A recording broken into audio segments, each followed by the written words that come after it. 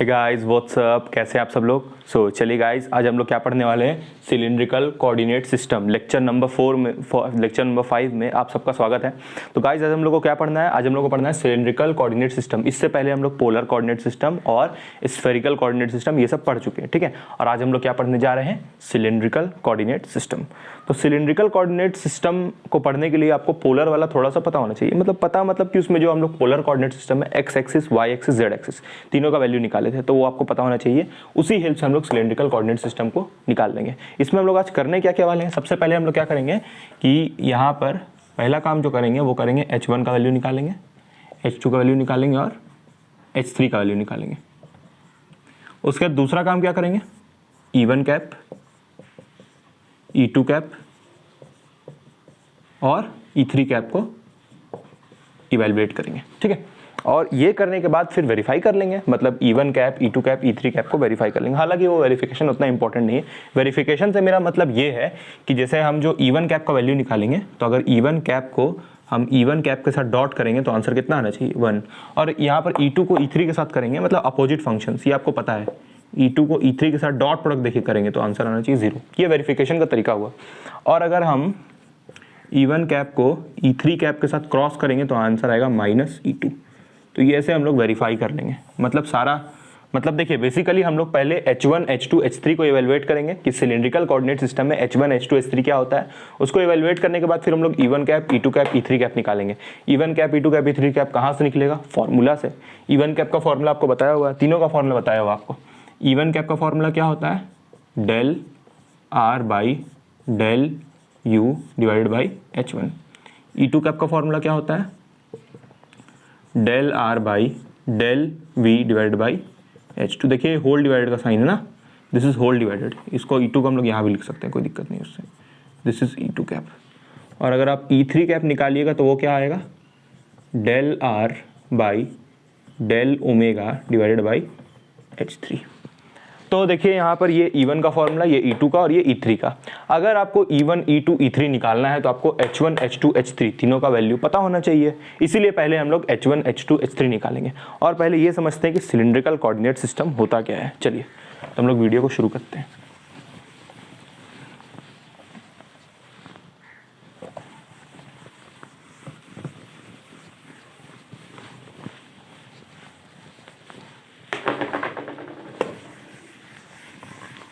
देखिए अगर आप लोग पोलर कोऑर्डिनेट सिस्टम पढ़े हैं तो उसमें हम लोग ये डायग्राम देखे थे पोलर कोऑर्डिनेट सिस्टम में।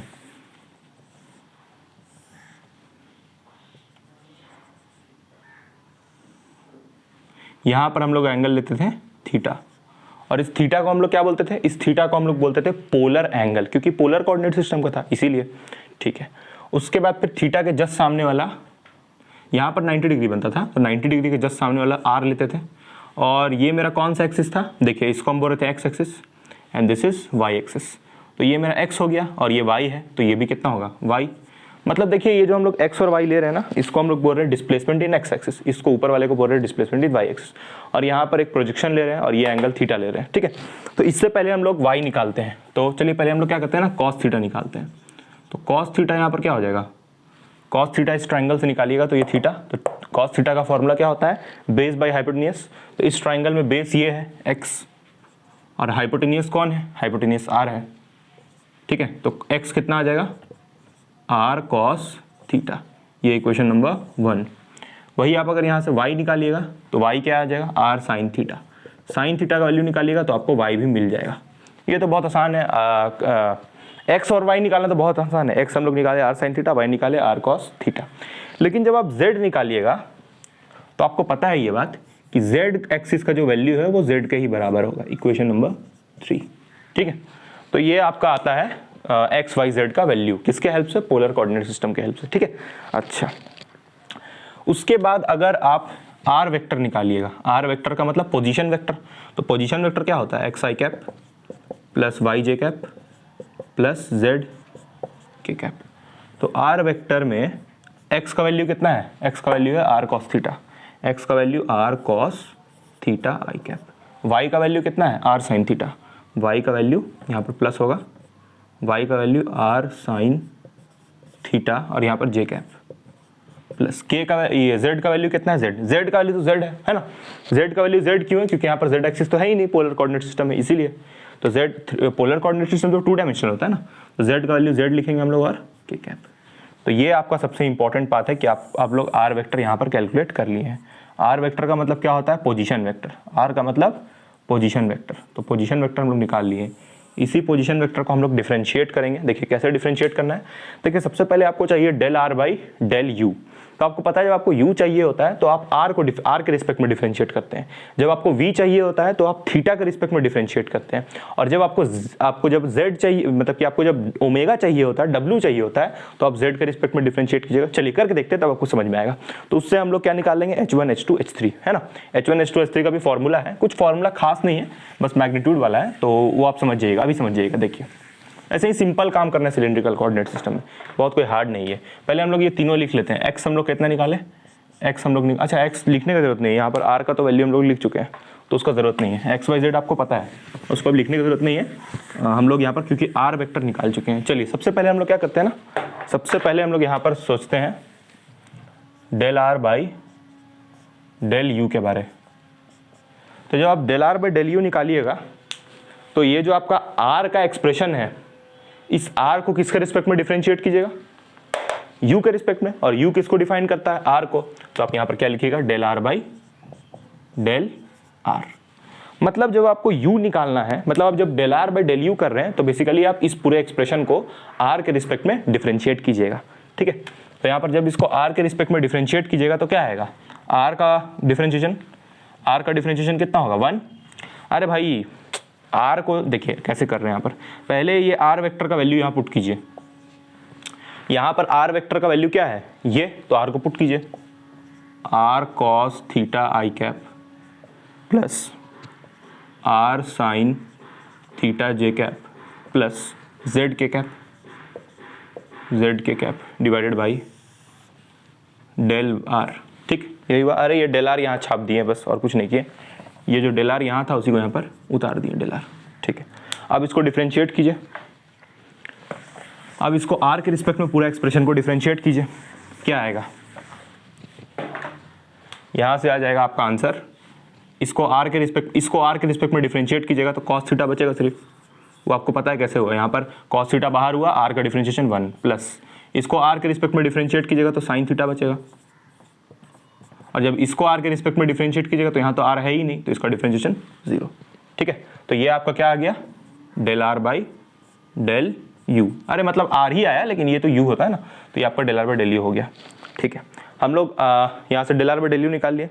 अब ठीक ऐसे ही आप निकाल लीजिए del r by del v, del r by del v। तो del r by del v निकालने के लिए क्या कीजिएगा, इस एक्सप्रेशन को, मतलब जो आपका r वेक्टर था उसको, मतलब ये जो आपका r वेक्टर है, ये r वेक्टर है, इसको आप थीटा के रिस्पेक्ट में डिफरेंशिएट कीजिए।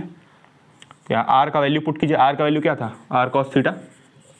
r का वैल्यू जो आपको याद होना चाहिए, r वेक्टर का वैल्यू क्या होता है, r cos थीटा आई cap plus r sin theta जे cap plus z k cap. वहाँ पर z क्यों आ रहा है, क्योंकि z तो z के बराबर था, इसीलिए पोलर कोऑर्डिनेट सिस्टम के अकॉर्डिंग। ठीक है, अच्छा तो यहाँ पर r cos थीटा आई cap plus r sin theta जे cap plus z k cap, ये r का वैल्यू हुआ, होल डिवाइडेड बाई यहाँ पर डेल v। तो डेल v को मतलब थीटा होता है, इसका मतलब वही है ना, del r by del theta. मतलब बेसिकली जब हम लोग v निकालते हैं तो इस एक्सप्रेशन को थीटा के रिस्पेक्ट में डिफरेंशिएट करते हैं। ठीक है, तो यहाँ पर जब आप इस एक्सप्रेशन को, ये वाले को थीटा के रिस्पेक्ट में डिफरेंशिएट कीजिएगा तो क्या होगा, r बाहर आ जाएगा और cos थीटा का डिफरेंशिएशन माइनस साइन थीटा आई कैप प्लस, फिर यहाँ पर जब इसको थीटा के रिस्पेक्ट में डिफरेंशिएट कीजिएगा तो r cos थीटा जे कैप प्लस z का डिफरेंशिएशन 0, क्योंकि यहाँ थीटा है नहीं तो इसलिए इसका 0 हो जाएगा। तो ये आ गया आपका, ये हो आपका इक्वेशन नंबर 1। इक्वेशन नंबर 1 में आप क्या निकाले, del r by del U. Equation number 2 है गया ये आपका, 2 में आप क्या निकाले, del r by del v। कैसे निकाले, इस एक्सप्रेशन को थीटा के रिस्पेक्ट में डिफरेंशिएट करके। इसके बाद आप लास्ट निकाल लीजिए। आप देखिए v निकल गया, u निकल गया, आप क्या निकालना है, z भी निकाल लीजिए। तो z कैसे निकलेगा, तो del are by del omega. तो अगर ओमेगा निकालना है तो एक्सप्रेशन को जेड के रिस्पेक्ट में डिफरेंशिएट करना पड़ेगा। ये जो आर वेक्टर होता है इसको जेड के रिस्पेक्ट में डिफरेंशिएट करना। तो फिर से एक बार आर वेक्टर क्या होता है, तो आर वेक्टर होता है r cos theta I cap plus are sine theta J cap plus Z के cap whole divided by del z. ये डेल जेड ठीक है। यहाँ से कितना आ जाएगा, देखिए इसको जब आप z के रिस्पेक्ट में डिफरेंशिएट कीजिएगा r cos थीटा को, तो यहाँ तो z है ही नहीं तो इसका 0। यहाँ पर r sin थीटा को जब आप z के रिस्पेक्ट में डिफरेंशिएट कीजिएगा तो यहाँ भी z है ही नहीं तो इसका डिफरेंशिएशन 0। और यहाँ पर z का डिफरेंशिएशन z के रिस्पेक्ट में कितना होगा 1, तो क्या बचेगा सिर्फ k कैप आ गया। ये आपका इक्वेशन नंबर 3। अरे भाई यहाँ पर z के रिस्पेक्ट में डिफरेंशिएट करना था तो इस टर्म में z तो है ही नहीं तो इसका डिफरेंशिएशन 0। यहाँ पर भी z के रिस्पेक्ट में डिफरेंशिएट करना था, यहाँ पे z है ही नहीं तो इसका भी डिफरेंशिएशन 0। यहाँ जब हम लोग z के रिस्पेक्ट में डिफरेंशिएट करने गए तो देखिए अच्छा यहाँ पर z है भाई, तो z का डिफरेंशिएशन कितना होगा 1। अरे वही फॉर्मूला nx का पावर n-1, तो z का डिफरेंशिएशन कितना हो गया 1। और यहाँ पर क्या बचा फिर k कैप, तो k कैप को लिख दिया गया यहाँ पर। तो ये 3 इक्वेशन आपका 1 2 3, यही तीनों इक्वेशन के हेल्प से हम लोग h1 h2 h3 को इवेलुएट करेंगे। ठीक है, चलिए किया जाए। तो अब जो काम करें इसको हटा दिया जाए यहाँ से और सबका वैल्यू लिखा जाए।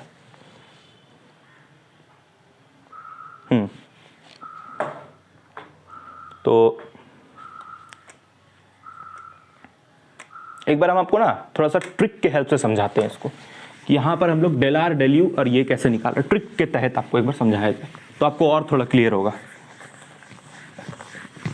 एकदम बहुत आसान है दिमाग में सेट करना कि डेल आर ये तीनों का वैल्यू कैसे निकल रहा है।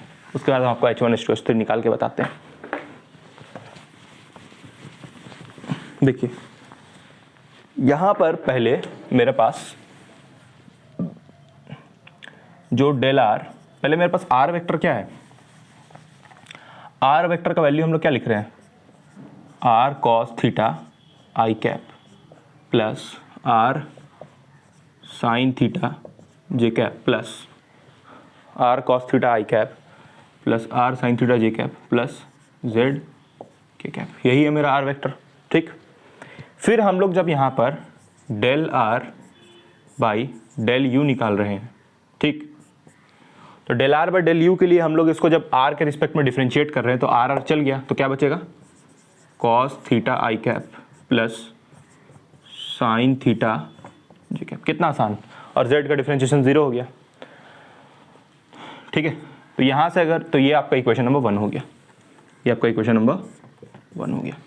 अब यहाँ से आप निकालिए h1, तो h1 कैसे निकालिएगा, तो h1 मेन तो वही निकाला ना h1। चलिए पहले h1 हम लोग निकालते हैं। तो h1 के लिए जो आप del are by del U निकाले हैं, h1 के लिए जो आप del are by del U निकाले उसका मैग्नीट्यूड ले लीजिए। तो इसका मैग्नीट्यूड कितना आ जाएगा del are by del U का, तो इसका मैग्नीट्यूड होगा cos square theta plus sine square theta root under, ये इसका मैग्नीट्यूड हो जाएगा। तो cos square plus sine square theta 1 हो गया और रूट अंडर 1 कितना आ जाएगा 1। तो h1 का वैल्यू कितना हुआ 1। ऐसे ही हम लोग h2 h3 इवेलुएट करते हैं। ठीक है, चलिए तो h1 का वैल्यू आपको कितना पता चला 1, और देखिए वीडियो का स्टार्टिंग में h1 का वैल्यू कितना था 1। हम लोग h2 निकालते हैं।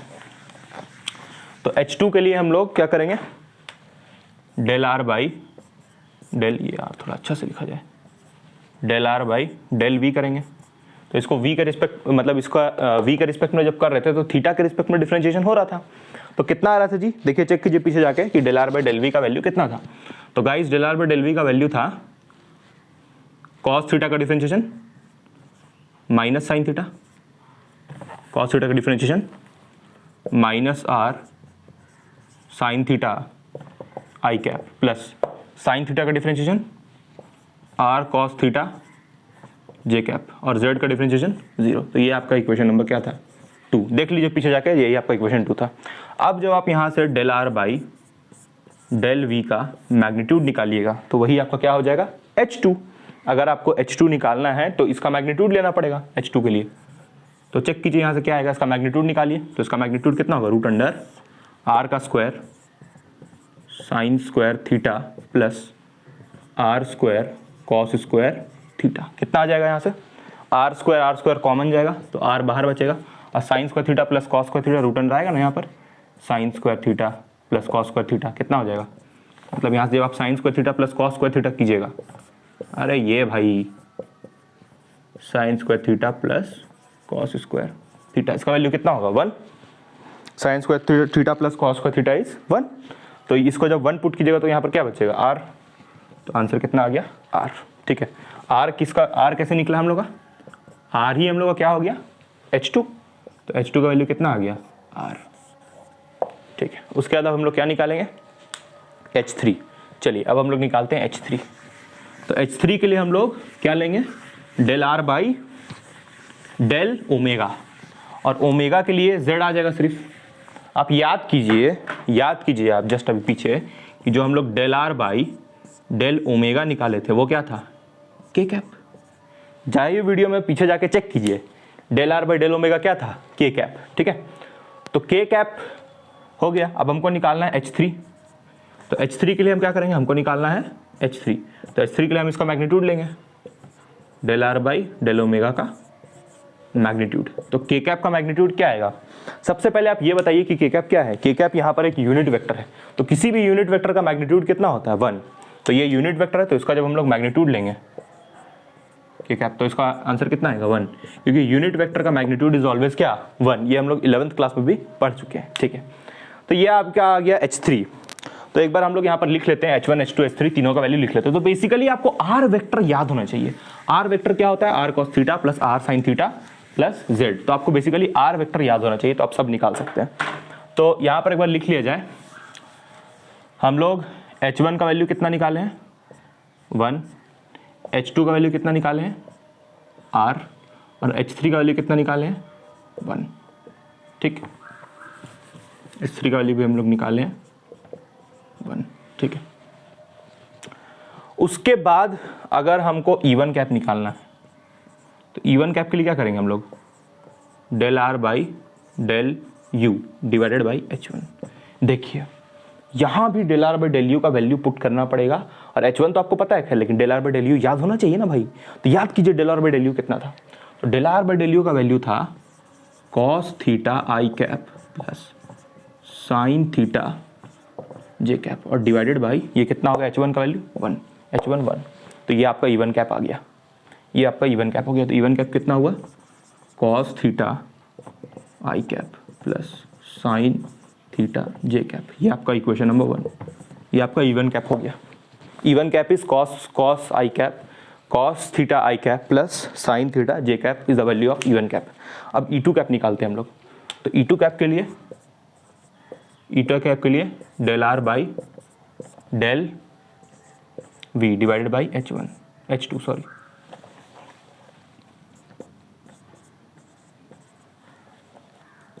E2 कैप के लिए तो del R by del V कितना था पीछे याद कीजिए, del R by del V था माइनस R साइन थीटा आई कैप प्लस R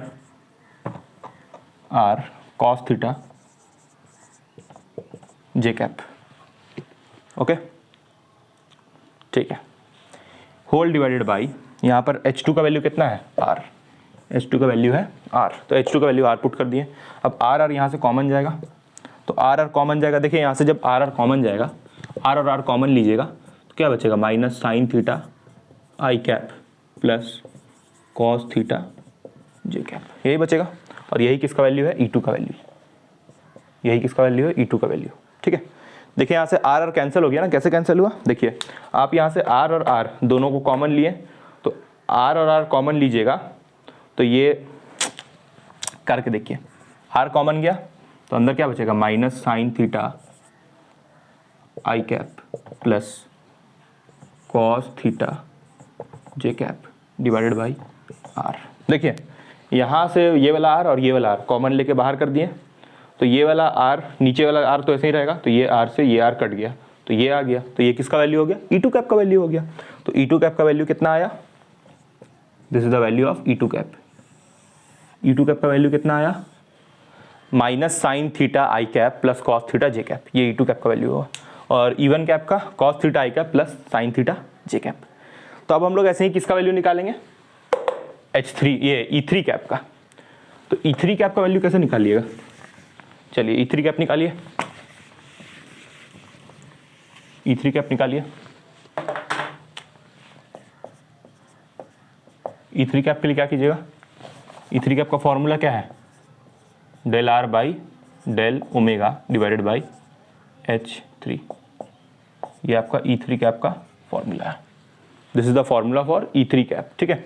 तो del are by del omega कितना है, del are by del omega था आपका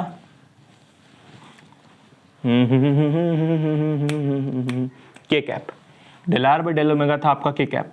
याद कीजिए del are by del omega आप डिफरेंशिएट किए थे, तो आप z के रिस्पेक्ट में डिफरेंशिएट कर रहे थे, तो इसलिए के कैप बच रहा था वहाँ पर, ठीक है, क्योंकि z का डिफरेंशिएशन 1 और बाकी सारा x और y में तो z था नहीं, तो इसलिए के कैप आ रहा था। और H3 कितना है, H3 का वैल्यू 1 है, H3 का वैल्यू 1, तो यहाँ से E3 कैप कितना आया, के कैप आंसर। तो ऐसे करके आप E1 E2 E3 को इवेलुएट कीजिएगा, है ना। अच्छा, अब हम लोग थोड़ा सा क्या करते हैं ना, चेक करते हैं कि ये जो सही रिजल्ट आया ये सही है कि नहीं। तो एक बार E1 cap E2 cap E3 cap तीनों का वैल्यू हम एक जगह आपके लिए लिख देते हैं, है ना। तो E1 कैप है, तो आपका E1 कैप कितना है,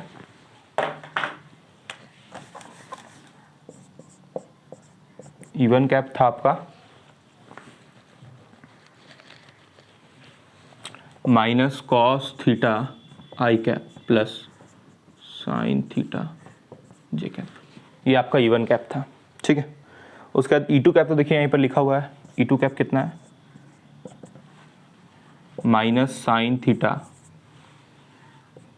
आई cap plus minus sine theta आई कैप प्लस कॉस थीटा जे कैप। उसके बाद E3 कैप तो यही है, के कैप। E3 कैप का वैल्यू कितना है, के कैप। E3 कैप का वैल्यू कितना है, के cap, and E3 cap is के कैप। तो ये आपका हो गया E1 E2 का वैल्यू। ऐसे करके आप E1 cap E2 cap E3 cap को इवेलुएट कर सकते हैं, ठीक है। उसके बाद इसको चेक कैसे कीजिएगा, तो चेक करने का तरीका आपको पता है, चेक करने का तरीका आपको पता है। एक बात यहाँ पर है कि बताते हैं अभी आपको चेक कैसे करना है।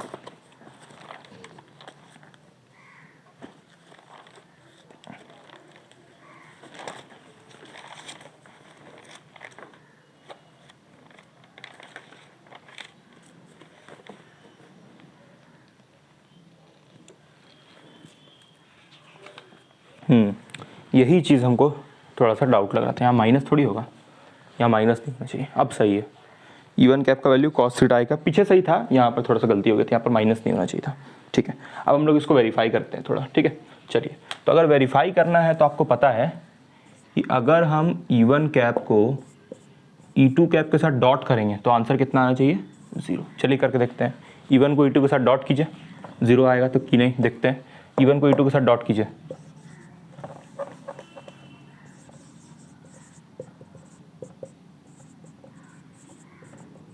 ये हो गया आपका E1 कैप। फिर E2 कैप लिखिए, ये आपका है E2 कैप।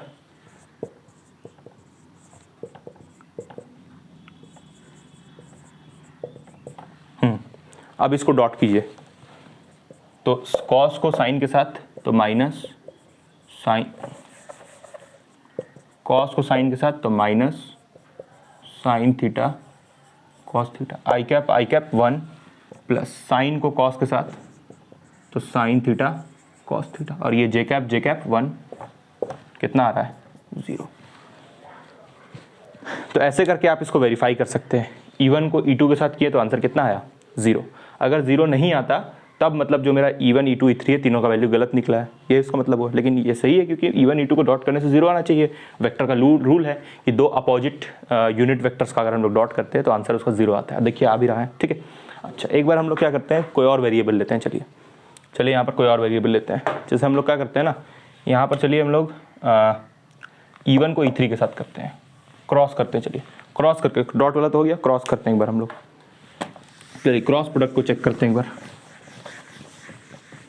क्रॉस प्रोडक्ट में ऐसा करते हैं कि हम लोग E1 को E3 के साथ क्रॉस करते हैं। चलिए E1 को E3 के साथ, तो आपको याद होगा कि क्रॉस प्रोडक्ट का रूल कि अगर आप E1 कैप को E3 कैप के साथ क्रॉस कीजिएगा तो कितना आएगा, माइनस E2 कैप, ये आना चाहिए। इवन को E3 के साथ कीजिएगा तो माइनस E2 कैप आएगा। चलिए देखते हैं करके कि करने से आ रहा है कि नहीं। तो हम लोग पहले यहाँ पर इवन कैप लेते हैं, उसको क्रॉस करते हैं E3 कैप के साथ, फिर उसके लिए हम लोग क्या करना पड़ेगा, डिटर्मिनेंट्स मेथड। तो यहाँ पर पहले हम लोग आई कैप लेंगे, उसके बाद फिर जे कैप, उसके बाद फिर के कैप, प्लस माइनस प्लस। ठीक है, तो यहाँ पर इवन कैप का वैल्यू क्या क्या है, कॉस थीटा, और जे कैप कितना है, साइन थीटा, और के कैप क्या है, इवन कैप का 0, तो के कैप की जगह 0। ठीक है, उसके बाद E3 कैप में सिर्फ के कैप है, E3 कैप में क्या है, सिर्फ के कैप, बाकी सारा टर्म 0 है। ठीक है, चलिए करते हैं। तो यहाँ से जब आप इसको क्रॉस कीजिएगा तो इसको पहले हम लोग हटा लेते हैं एक बार। चलिए इसको क्रॉस कीजिए यहाँ से, तो आप इस कॉलम और इस रो को छुपाइएगा, तो क्या आ जाएगा, आई कैप। इस कॉलम इस रो को छुपाइए तो क्या आ जाएगा, कॉलम और रो को छुपाने से यहाँ पर के कैप इसके साथ जाएगा और ये 0 0 0 हो जाएगा। तो साइन थीटा के कैप आएगा, साइन थीटा के, यस ओके, साइन थीटा के कैप। उसके बाद फिर इसको करने के बाद फिर आप जे कैप वाले पे जाइएगा, तो जे कैप के लिए पहले यहाँ पर माइनस माइनस जे कैप, और इसको इससे छुपाइएगा, तो ये के कैप कॉस थीटा के साथ जाएगा, तो कॉस थीटा के कैप, कॉस थीटा के कैप, ओके। उसके बाद फिर आप के कैप पे जाइए, तो के कैप के लिए फिर प्लस के कैप, और इसको छुपाइएगा, तो ये 0 और ये भी 0, तो यहाँ पर आ गया 0। कितना आ रहा है चेक कीजिए, यहाँ से आप याद कीजिए कि पहले E2 का वैल्यू कितना था, तो E2 कैप का वैल्यू हम लोग उधर कितना निकाले थे, minus cos theta R cos theta, R cos theta, R cos theta होना चाहिए था।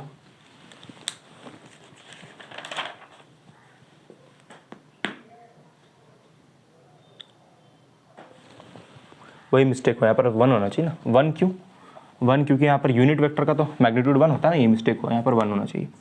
क्योंकि देखिए यहाँ पर आप पीछे देखिए E3 कैप का वैल्यू कितना है, E3 कैप का वैल्यू के कैप है, तो इसके साथ तो 1 है ना कोएफिशिएंट, तो यहाँ पर के कैप नहीं लिखना है, यहाँ पर 1 लिखना है, क्योंकि कोएफिशिएंट को हम लोग यहाँ पर रिप्रेजेंट करते हैं ना, डिटर्मिनेंट में हम लोग कोएफिशिएंट को, तो कोएफिशिएंट तो 1 है, तो इसलिए यहाँ पर 1 होगा, तो इसीलिए जब हम लोग इसको सॉल्व करेंगे तो यहाँ पर 1 1 आएगा। ठीक है, तो फिर ये के कैप 0 के साथ गया था, तो 0 ही हो गया, इसका कहानी खत्म हो गया, ये आ रहा है आपका आंसर। ठीक,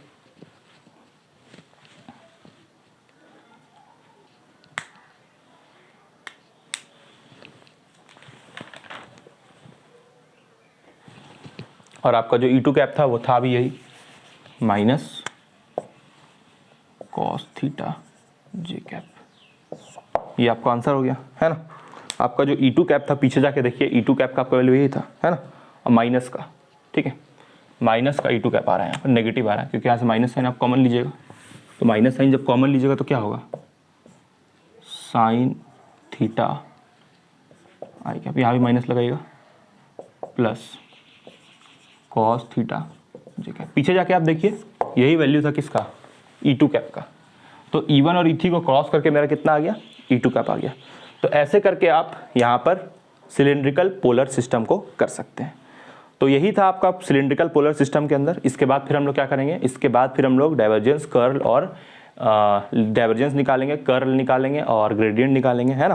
ग्रेडियंट का वीडियो अपलोडेड है, कर्ल और डाइवर्जेंस हम लोग निकालेंगे। ठीक है, थैंक यू।